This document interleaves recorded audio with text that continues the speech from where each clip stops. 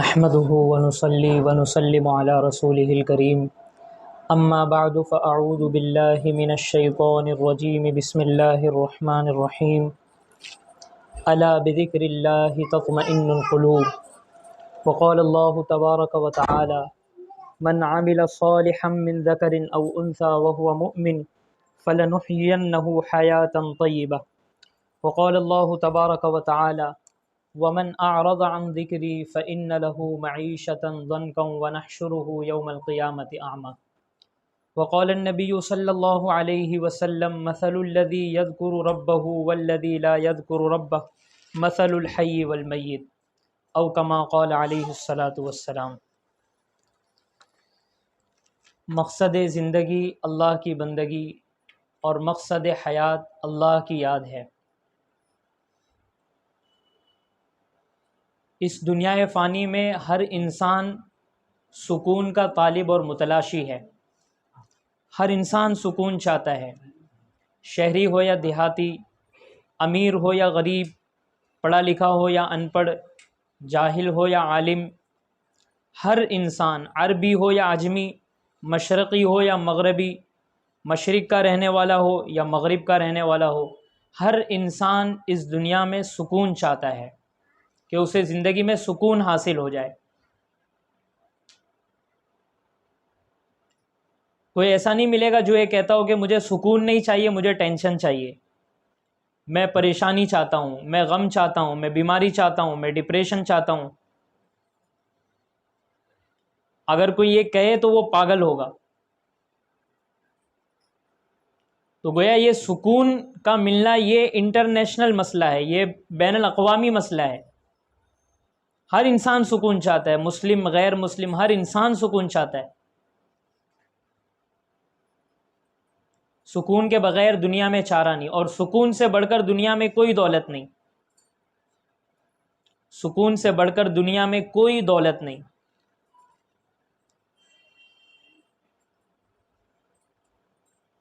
اور سکون کوئی ایسی چیز نہیں ہے کہ جسے خرید لیا جائے، جسے کسی بھی راستے سے حاصل کر لیا جائے، جسے کسی بھی طریقے سے حاصل کر لیا جائے، صحیح غلط حلال حرام کوئی بھی طریقہ اختیار کر کے اس کو حاصل کر لیا جائے، نہیں، ایسا نہیں ہے۔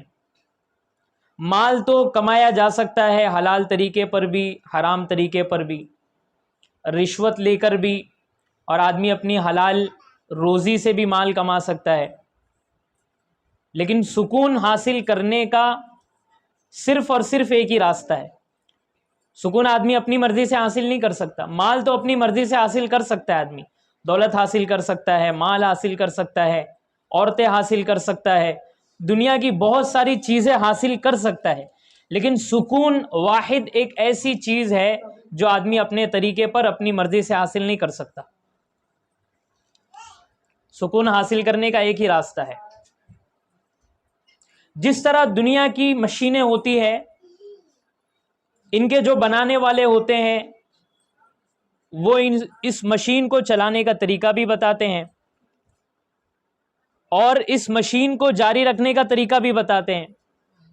اگر اس مشین میں کسی آئل کی، تیل کی ضرورت ہے تو وہ بھی بتاتے ہیں، اور پھر یہ تاکید کرتے ہیں کہ اس مشین میں ہماری کمپنی کا تیل ہی ڈلے گا، اگر آپ کسی اور کمپنی کا تیل ڈالیں گے تو ہماری کوئی ذمہ داری نہیں، اس کی حفاظت کی، اس کے جاری رہنے کی ہماری کوئی ذمہ داری نہیں، کوئی گارنٹی نہیں۔ وہ پہلے سلائی مشین چلتی تھی سنگر کی، اس میں تیل بھی سنگر کی کمپنی کا ڈلتا تھا۔ اب اگر کوئی اور کمپنی کا تیل ڈال دیا جائے تو پھر ان کی ذمہ داری نہیں ہوتی تھی۔ اور آج کے اگر ہمارے زمانے میں دیکھیں تو گاڑیاں ہیں، کوئی پیٹرول پر ہے، کوئی ڈیزل پر ہے، کوئی گیس سے چلتی ہے۔ اب ظاہر سی بات ہے کہ کمپنی نے اگر گاڑی کو ڈیزل سے چلنے والا بنایا ہے تو وہ گاڑی پیٹرول سے نہیں چل سکتی، اگر کوئی اس میں پیٹرول ڈالے گا تو وہ گاڑی نہیں چلے گی۔ اور جو گاڑی پیٹرول سے چلتی ہے اگر اس میں ڈیزل ڈالا جائے تو وہ ڈیزل سے نہیں چلے گی۔ انسان بھی گویا کہ ایک مشین ہے، اور اس مشین کو بنانے والے ہیں اللہ، اس مشین کو بنانے والے ہیں اللہ۔ اللہ کے سوا کسی نے ہمیں نہیں بنایا، اور پوری دنیا اس کا اقرار کرتی ہے کہ انسان خود بخود نہیں بن گیا۔ اللہ نے بھی ہمیں سوال کیا قرآن میں سورہ طور میں، ام خلقوا من غیر خالق ام هم الخالقون، کیا تم خود بخود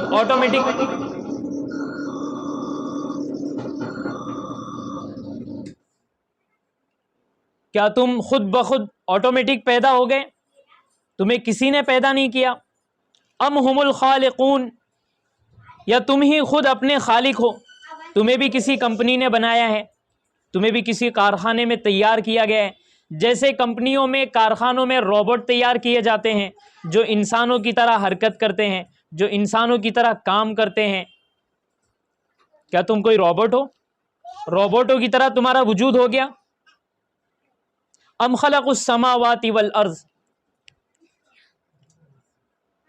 تو اس بات کو تو ساری دنیا تسلیم کرتی ہے کہ ہم انسان نہ آٹومیٹک بنے ہیں، نہ ہم نے خود اپنے آپ کو بنایا۔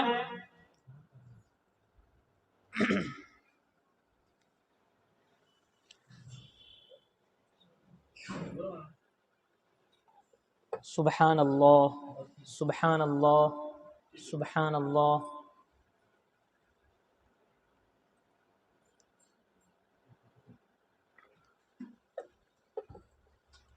ساری دنیا اس بات کو تسلیم کرتی ہے کہ ہم انسان نہ خود بخود بنے ہیں، نہ ہمیں انسانوں میں سے، مخلوق میں سے کسی نے بنایا ہے۔ ہمارا بنانے والا خدا ہے، جسے ہم مسلمان کہتے ہیں اللہ، هو اللہ الخالق الباری، پیدا کرنے والا، بنانے والا، وجود دینے والا وہ صرف اور صرف اللہ ہے۔ کوئی کہتا ہے گاڈ، کوئی کہتا ہے بھگوان، کوئی کہتا ہے ایشور، لیکن کوئی یہ نہیں کہتا کہ انسان نے بنایا، کمپنی نے بنایا۔ بنانے والا خدا ہے، اللہ ہے۔ تو جب اللہ نے ہمیں بنایا ہے انسانوں کو، تو اس انسان کو سکون کیسے ملے گا یہ بتانے والا بھی اللہ، انسان کو بنانے والا بھی اللہ، اور انسان کو سکون کیسے ملے یہ بتانے والا بھی اللہ۔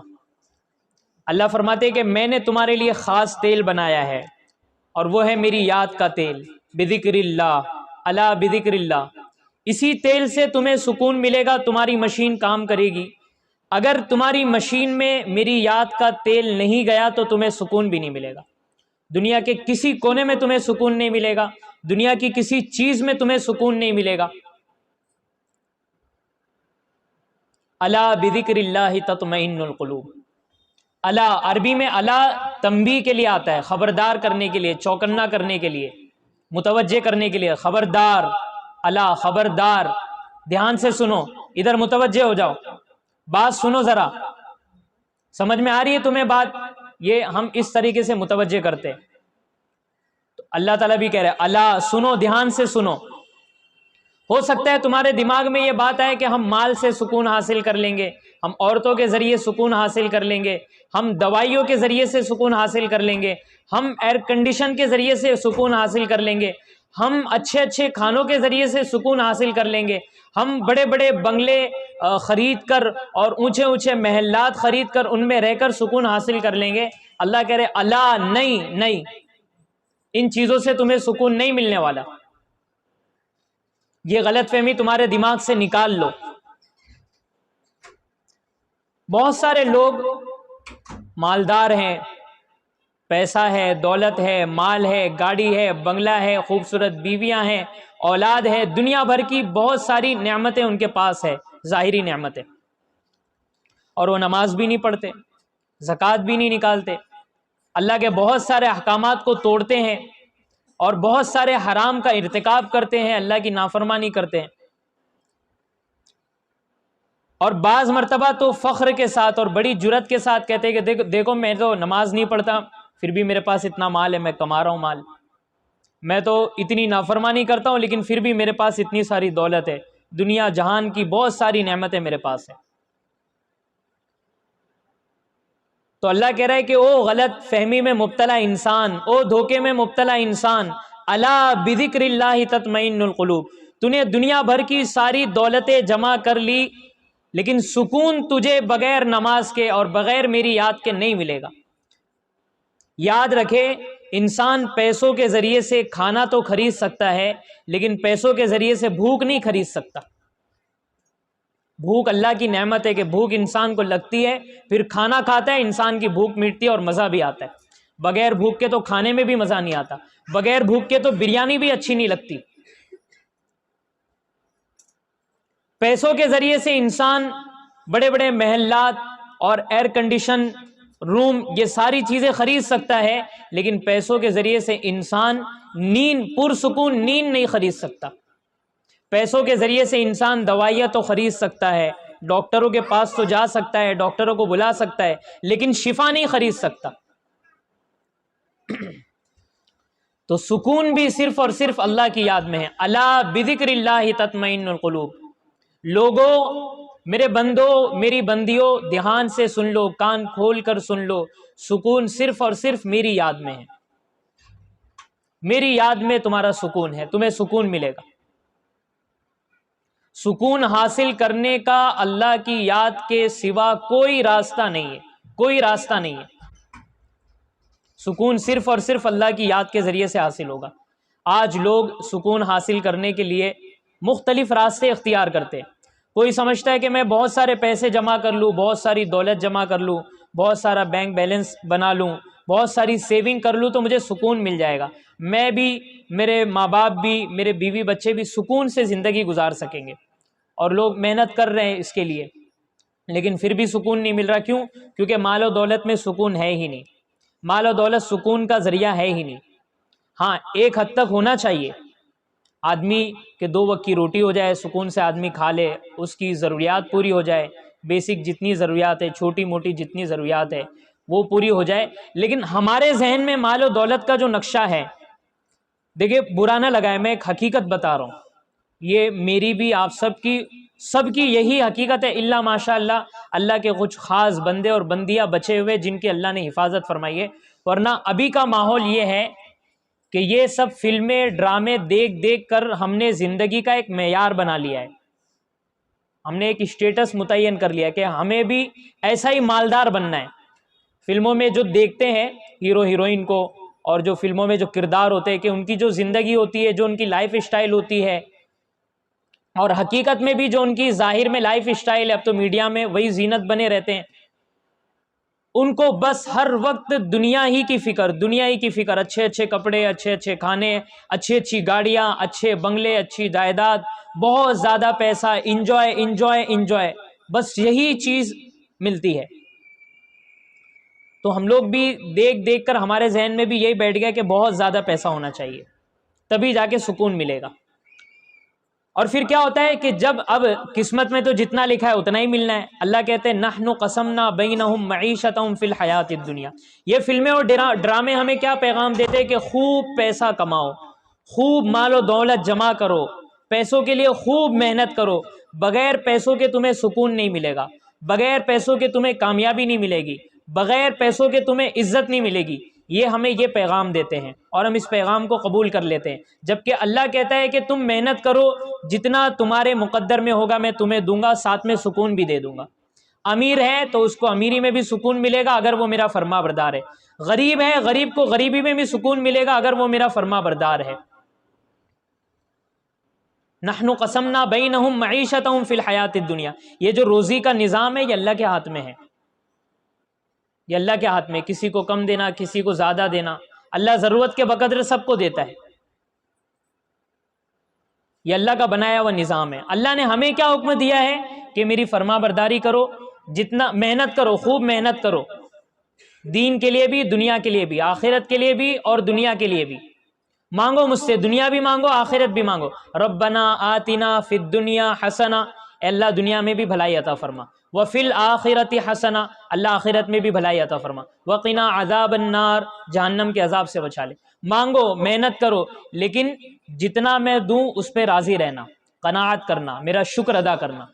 اور ہمارا معاملہ ہے کہ ہم شکر ادا نہیں کرتے، حل من مزید، اللہ اور دے دے، تو نے تو کچھ دیا ہی نہیں ابھی، اتنا سب ملنے کے باوجود بھی ناشکری، اللہ اور دے دے، نہیں مجھے اتنا نہیں چاہیے۔ اب پچھلے دنوں کی بات ہے، ایک کا معاملہ آیا، وہ کہہ رہے تھے بھائی مالونی جیسے جھوپڑ پٹی ایریا میں ہم کو نہیں رہنا ہے، اور پھر دوسرے علاقے میں گئے، 30,000 روپیہ کرایہ بھر رہے وہاں پہ، اور پھر کیا ہوا، چند دنوں کے بعد 2 سال کے بعد وہ گھر پورا بکھر گیا، ٹوٹ گیا، طلاق خلا اور پورا گھر ٹوٹ گیا۔ پیسوں میں سکون نہیں ہے، اصل سکون اس میں ہے کہ ہم اللہ کا شکر ادا کریں۔ تو اللہ کا حکم ہمیں یہ دیتے ہیں کہ میں جو تمہیں دے دوں اس پہ راضی ہو جاؤ، شکر ادا کرو، قناعت اختیار کرو۔ قناعت کیا ہے؟ جو اللہ نے دیا اس پہ راضی ہونا۔ دعائیں سکھائی گئی، اللہم قنعنی بما رزقتنی، اللہ جو کچھ تو نے مجھے عطا کیا ہے اس پہ مجھے قناعت عطا فرما دے، میں قانع بن جاؤں، لالچی نہ بنوں، حریص نہ بنوں، تیرا شکر ادا کرنے والا بن جاؤں۔ اور شکر ادا کرنے سے نعمتیں بھی زیادہ ملتی ہیں اور سکون بھی ملتا ہے۔ شکر اگر ہم اللہ کا ادا کریں گے، جس حال میں اللہ نے ہم کو رکھا ہے ہم شکر ادا کریں گے تو اللہ نعمت کو بھی بڑھا دیں گے۔ لئن شکرتم لازیدنکم، میں نعمت کو بھی بڑھا دوں گا اور سکون بھی ملتا چلا جائے گا۔ اور اگر ناشکری کریں گے، وَلَئِن كَفَرْتُمْ إِنَّ عَذَابِي لَشَدِيدٌ، ناشکری کریں گے تو نعمت بھی چھین جائے گی اور بے چینی بھی آ جائے گی، ٹینشن بھی آئے گا، غم بھی آئے گا، پریشانی بھی آئے گی، سکون چھین جائے گا ہمارا۔ تو الا بذکر اللہ تطمئن القلوب، اللہ ہمیں متوجہ کر رہے کہ سنو دھیان سے میرے بندوں میری بندیوں، سکون اگر تمہیں چاہیے تو سکون حاصل کرنے کا راستہ ہے اللہ کا ذکر، میری یاد، اللہ کی یاد، اس کے علاوہ اور کوئی راستہ سکون حاصل کرنے کا نہیں ہے۔ حرام طریقے پر تم سکون حاصل نہیں کر سکتے، حرام مال کے ذریعے سے، حرام مال کما کر، حرام دولت کے ذریعے سے، حرام زمینوں پر قبضے کر کے، حرام جائیدادیں بنا کر کے، بہت سارے لوگ جائیدادوں پر قبضہ کر لیتے ہیں، وارثوں کا حق مار لیتے ہیں، اپنے بھائیوں کا، اپنی بہنوں کا، اپنی پھوپھیوں کا حق مار لیتے ہیں، حق دبا لیتے ہیں، ناجائز اور حرام قبضہ کر لیتے ہیں۔ اللہ فرماتے ہیں تمہیں اس میں سکون نہیں ملے گا، وقتی طور پہ تمہیں دکھائی دے گا میں نے اتنا بڑا پلاٹ بنا لیا، اتنے بڑے پلاٹ پہ قبضہ کر لیا، جائیداد مل گئی، گھر مل گیا، لیکن سکون نہیں ملے گا، سکون نہیں ملے گا، بے چینی ہی بے چینی رہے گی۔ بعض لوگ جب پریشانی آتی ہے، تکلیف آتی ہے، غم آتا ہے، ٹینشن ہوتا ہے، ڈپریشن کا شکار ہوتے ہیں، کوئی بیماری آتی ہے، مالی تنگی آتی ہے، پیسوں کی کمی ہونے لگتی ہے، کسی کا انتقال ہو جاتا ہے، کوئی اپنا جو قریبی تھا وہ دور ہو جاتا ہے، جدا ہو جاتا ہے، طلاقیں ہو جاتی ہے، خلا ہو جاتا ہے، کسی بچے کا انتقال ہو جاتا ہے، تو پھر نشے کی طرف جاتے ہیں۔ نشہ، سگریٹ سے ابتدا ہوتی ہے، گٹکے سے ابتدا ہوتی ہے، اور پھر وہ بڑھتے بڑھتے شراب اور پھر ڈرگس اور پتہ نہیں کیسے کیسے نشے دنیا میں ایجاد ہو چکے، ان نشوں کی طرف جاتے ہیں، صحت بھی برباد، پیسہ بھی برباد، جوانی بھی برباد، زندگی بھی برباد، دنیا بھی برباد، آخرت بھی برباد، اور جس سکون کے لیے اتنا سب کچھ برباد کیا وہ سکون بھی ہاتھ نہیں آتا ہے، بلکہ اور پریشانی بڑھتی چلے جاتی ہے۔ وہیں اگر صرف زبان سے ایک مرتبہ کہہ دیا ہوتا اللہ اللہ تو وہ سکون ملا ہوتا، خدا کی قسم دنیا میں ایسا سکون کسی کو نہیں ملا ہوتا۔ حدیث میں آتا ہے حضور صلی اللہ علیہ وسلم نے اسماء بنت عمیس رضی اللہ عنہا کو کہا الا اعلمک کلمات تقولہن عند الکرب، عورتوں کو سکھایا جا رہا ہے اور ان کے ذریعے سے پوری امت کی خواتین کو سکھایا جا رہا ہے، فرما رہے ہیں کہ اسماء کیا میں تجھے ایسے کلمات نہ سکھاؤں جو تو غم میں، پریشانی میں، ٹینشن میں کہا کرے۔ وہ کیا کلمات ہیں؟ اللہ اللہ اللہ ربی لا اشرک بہ شیئا، اللہ اللہ ربی لا اشرک بہ شیئا، کہ اللہ ہی میرا رب ہے، اللہ ہی میرا پالنے والا ہے، اللہ ہی میرا پروردگار ہے، میں اس کے ساتھ کسی کو شریک نہیں کروں گا، شریک نہیں کروں گی، مجھے کسی کا خوف نہیں ہے، مجھے کسی کا ڈر نہیں ہے، میرا رب صرف اللہ ہے، میرے حال کی خبر رکھنے والا اللہ ہے، پریشانی ڈالنے والا بھی وہی، پریشانی دور کرنے والا بھی وہی، سکون کو چھیننے والا بھی وہی اور سکون عطا کرنے والا بھی وہی۔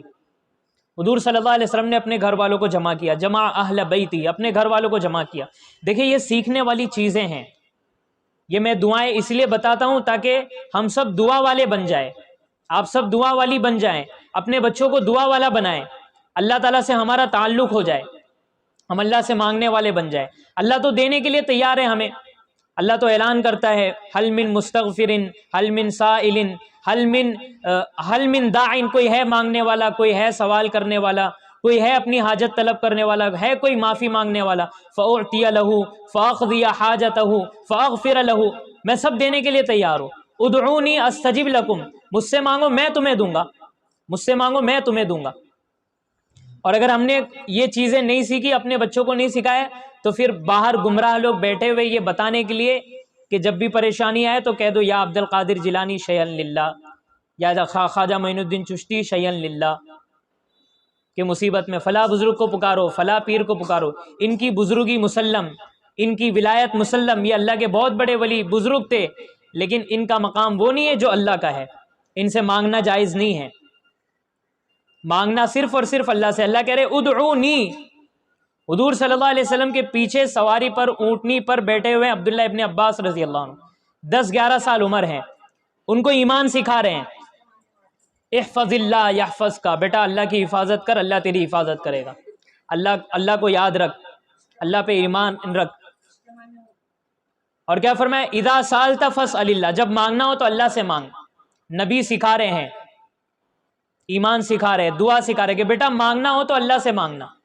وَإِذَا اسْتَعَنْتَ فَاسْتَعِنْ بِاللَّهِ، اور جب مدد مانگنا ہو تب بھی اللہ سے مانگنا. عام حالات میں ہاتھ اٹھا کے مانگنا ہو تب بھی اللہ سے مانگ، اور کوئی مصیبت پریشانی تکلیف غم بیماری آ جائے تب بھی اللہ سے مانگ. اِذَا اسْتَعَنْتَ فَاسْتَعِنْ بِاللَّهِ. تو یہ دعائیں جو ہیں میں بیانات میں جو بتاتے رہتا ہوں، یہ دعائیں بتانے کا مقصد یہ ہوتا ہے کہ ہم سب اللہ سے مانگنے والے بن جائیں. اللہ کو مانگنے والے بہت پسند ہیں.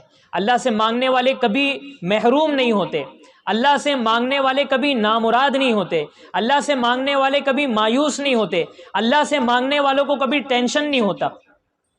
اللہ سے مانگنے والے سکون میں رہتے ہیں، ان کو سکون رہتا ہے، چاہے ملے یا نہ ملے، چاہے ان کی جھولی بھرے یا نہ بھرے، چاہے ان کی جھولی خالی رہے، لیکن ان کو سکون رہتا ہے. کچھ ملے نہ ملے لیکن سکون ضرور مل جاتا ہے. اور جو اللہ سے نہیں مانگتے وہ بے چین رہتے ہیں، بے قرار رہتے ہیں، ان کو سکون نہیں ملتا. تو اس لیے اللہ سے مانگتے رہیں، اپنے بچوں کو بھی سکھائے اللہ سے مانگنا. تو حضور صلی اللہ علیہ وسلم نے، یہ صحیح روایت ہے، ابن حبان کی روایت ہے، جمع اہل بیتہ، اپنے گھر والوں کو جمع کیا. اور گھر والوں کو جمع کرنے کے بعد فرمایا اذا اصاب احدکم ہم او غم او لاواء او سقم، مختلف الفاظ روایت میں آئے ہیں.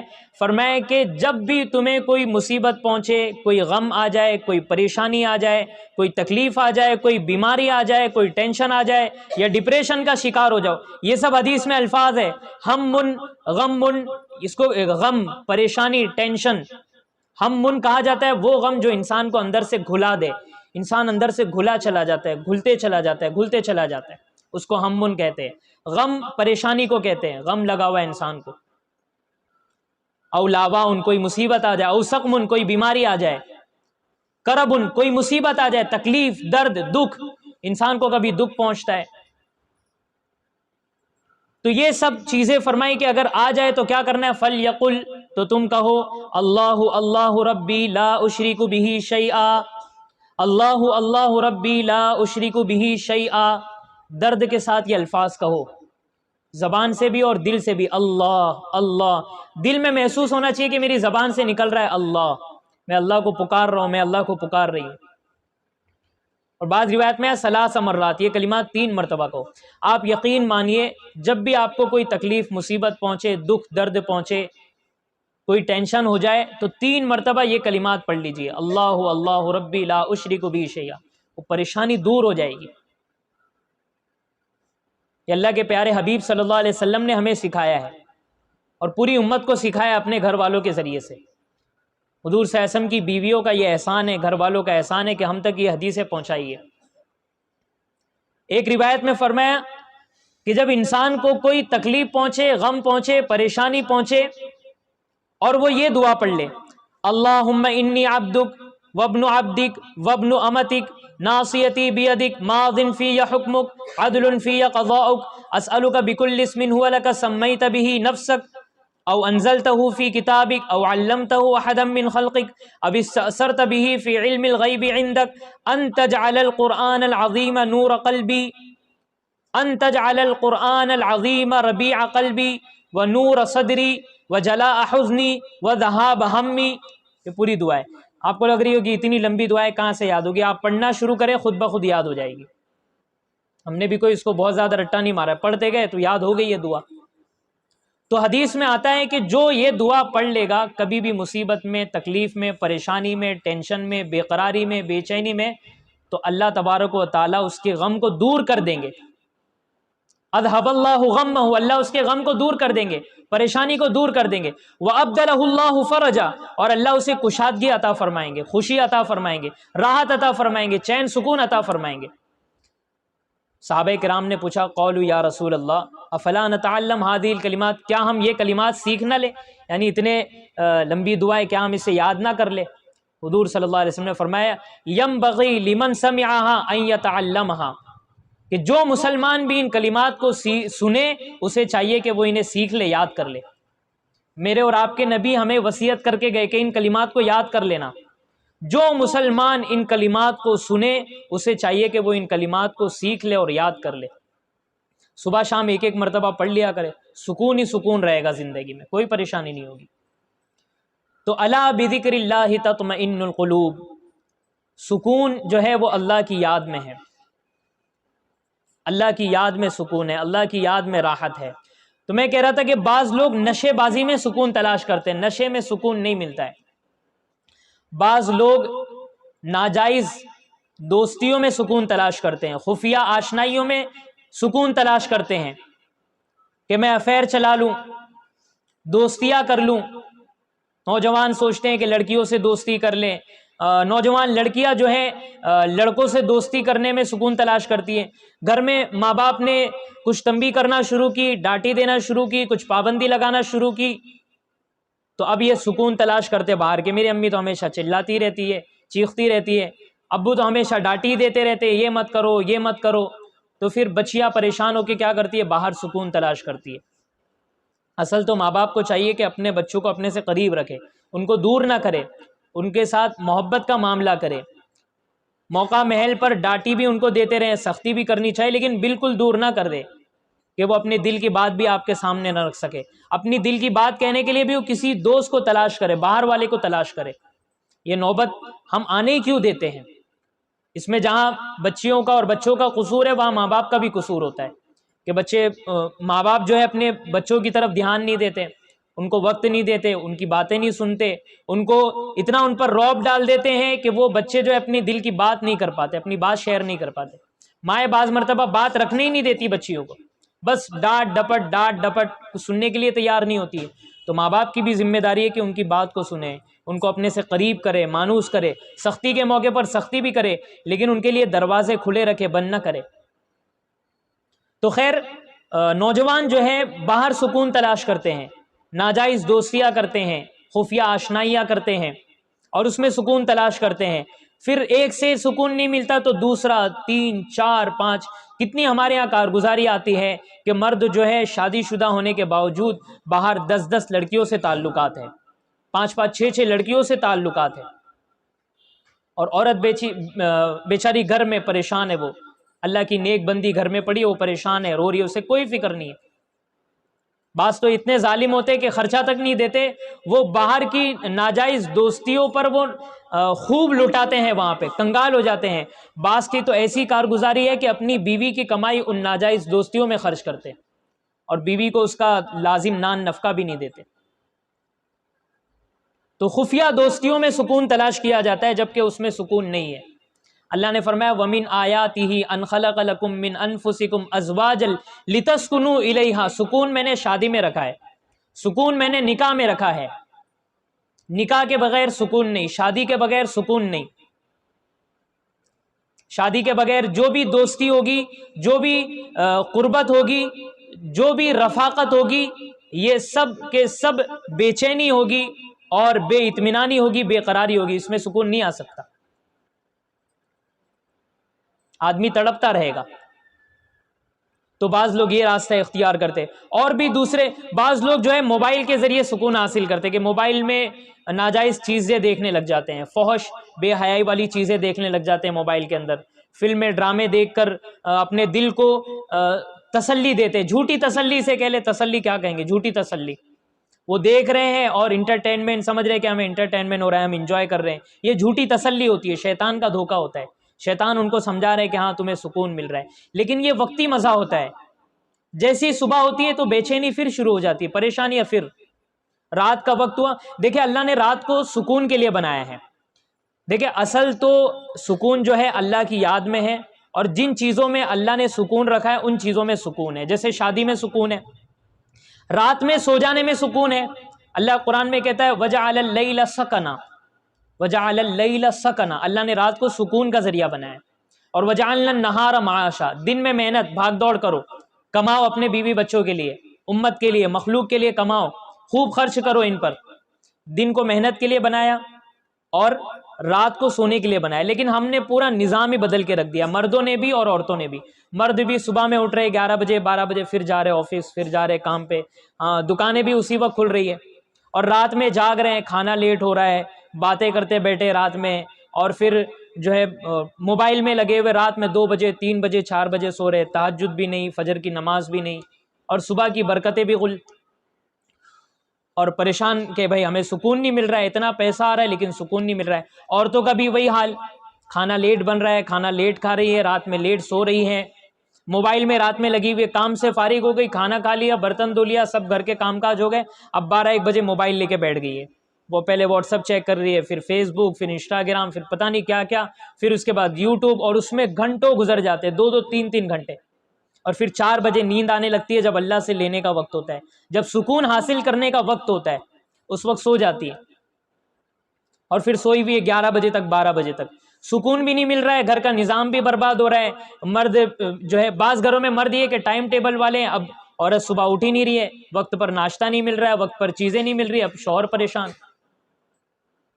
تو یہ پورا ہم نے نظام بگاڑ کے رکھ دیا ہے. کیوں کہ جہاں پہ اللہ نے سکون بتایا وہاں سے ہم سکون نہیں لے رہے، ہم اس کے خلاف ہی جا رہے ہیں، الٹا ہی جا رہے ہیں.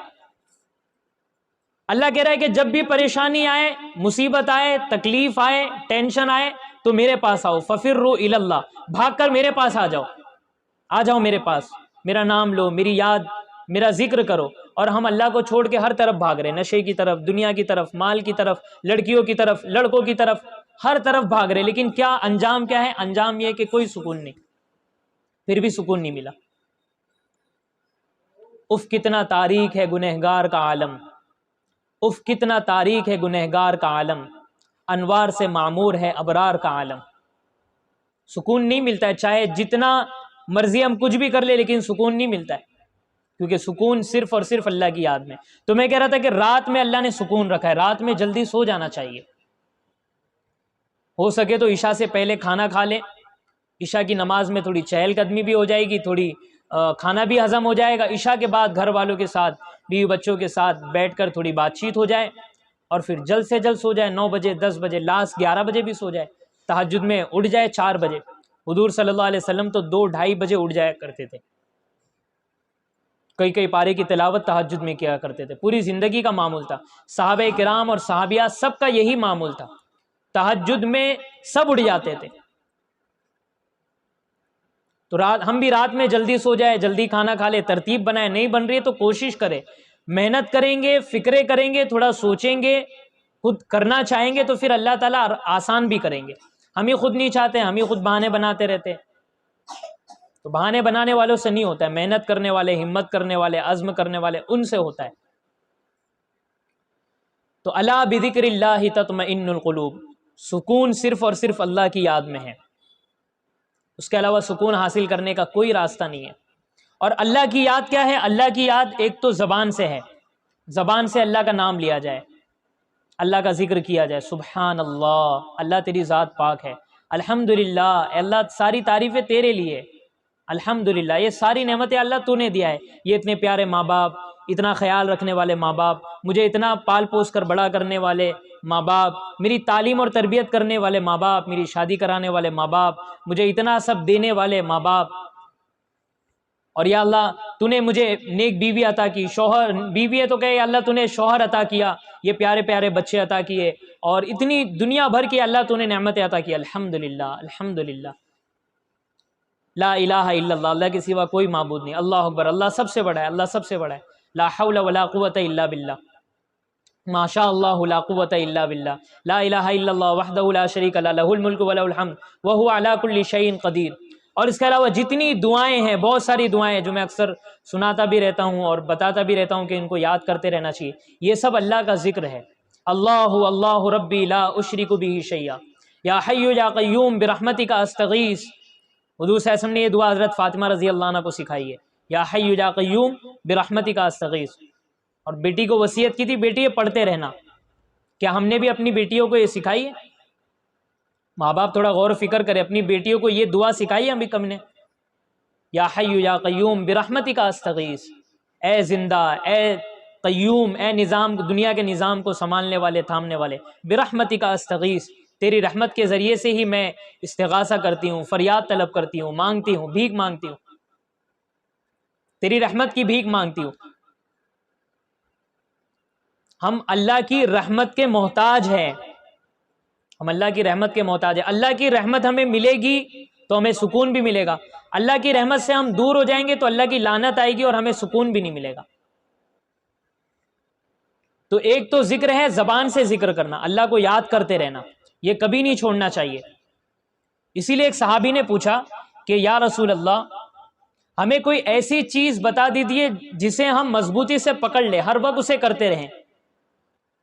انسان نماز جو ہے، فرض نماز 5 ٹائم کی پڑھے گا، کچھ اور نفلی نماز پڑھ لے گا، لیکن ہر وقت تو نماز نہیں پڑھ سکتا ہے، ہر جگہ تو نماز نہیں پڑھ سکتا ہے۔ زکوٰۃ ہے، آدمی زکوٰۃ نکال لے گا، نفلی صدقات کر دے گا، لیکن یہ تو نہیں ہے کہ بس نکالتے رہے خالی کر دے پورا۔ بیوی بچوں کا، گھر بار کا، گھر والوں کا بھی خیال رکھنا ہے، اسے اپنی ضروریات کا بھی خیال رکھنا ہے۔ تو ہر چیز کی، عبادت کی، ہر نیک عمل کی ایک لمٹ ہے۔ تو صحابی نے پوچھا، ان کا احسان ہے ان صحابی کا کہ ہمیں کتنی قیمتی بات ان کے ذریعے سے ہمیں معلوم پڑ گئی۔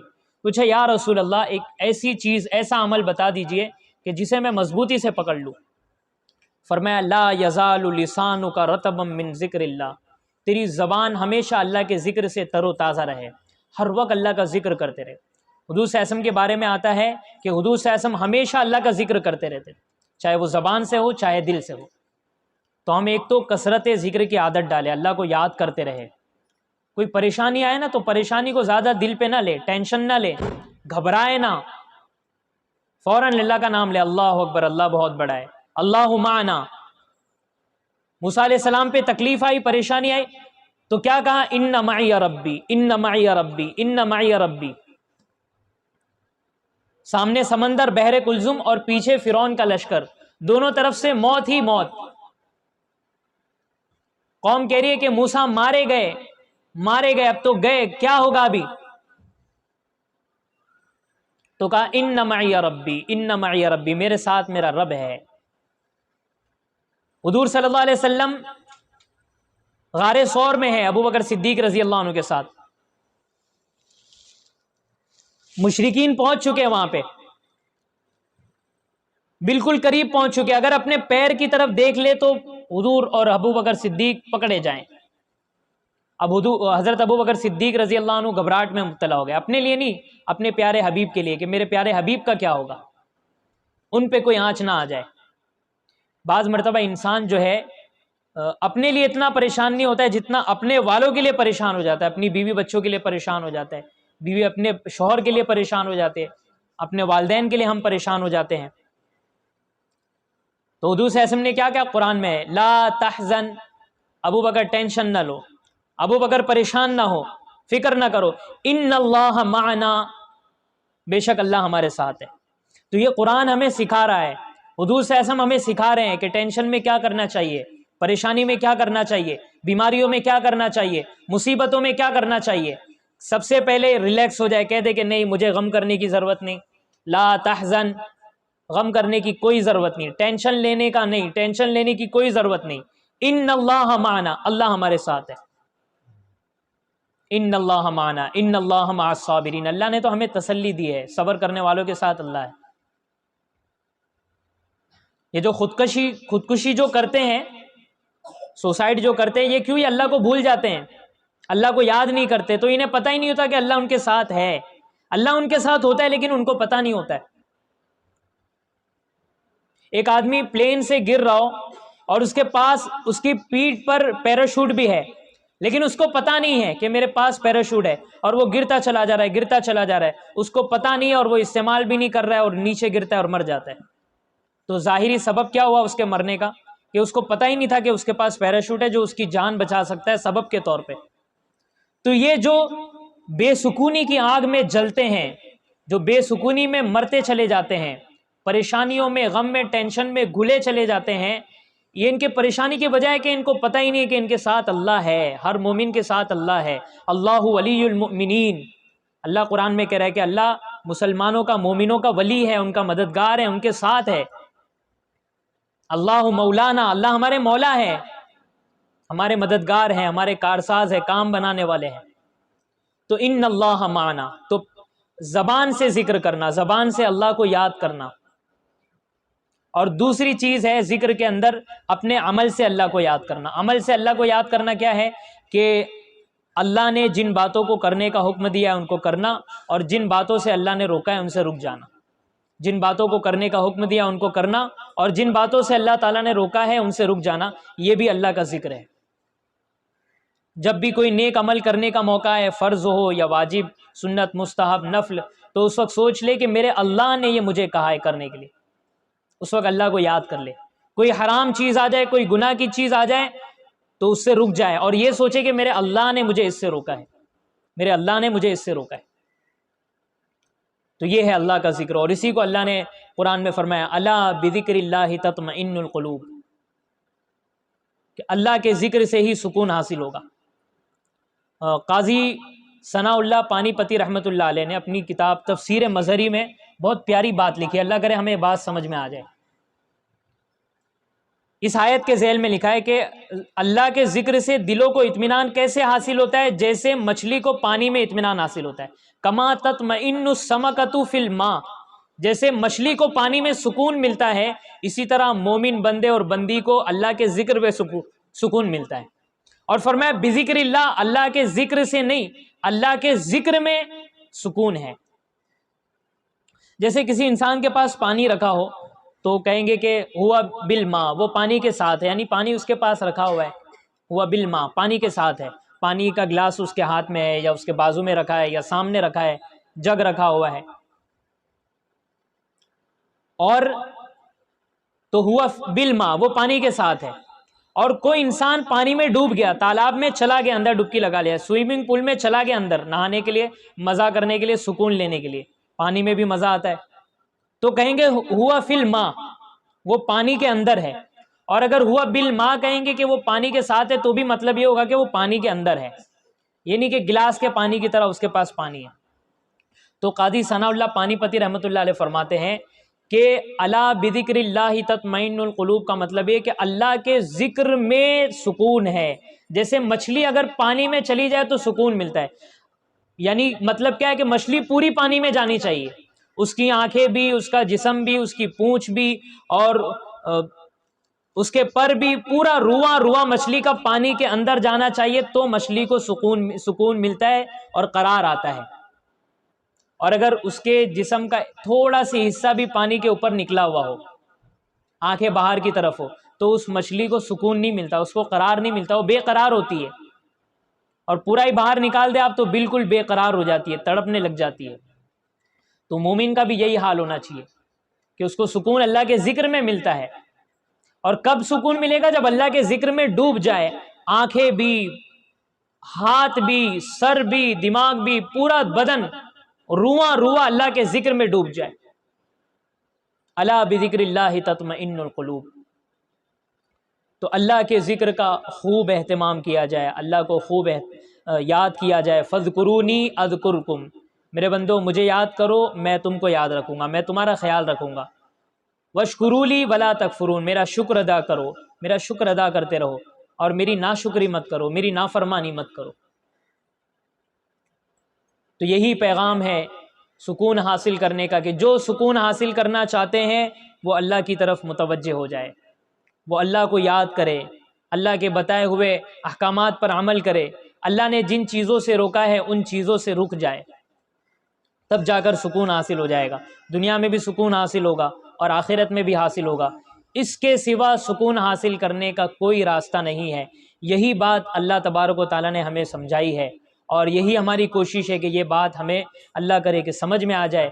اللہ تبارک و تعالیٰ ہمت سے کام لیتے ہوئے ہمیں پوری زندگی اپنی یاد میں لگے رہنے کی توفیق عطا فرمائے، اور خوب کثرت کے ساتھ اللہ کا ذکر کرنے کی توفیق عطا فرمائے۔ ہر حال میں، خوشی میں، غمی میں، بیماری میں، صحت میں، تنگ دستی میں اور خوشحالی میں، ہر حال میں اللہ کو یاد رکھنے کی اور اللہ کا ذکر کرتے رہنے کی اور اللہ کا شکر ادا کرتے رہنے کی توفیق عطا فرمائے۔ وآخر دعوانا ان الحمد للہ رب العالمین۔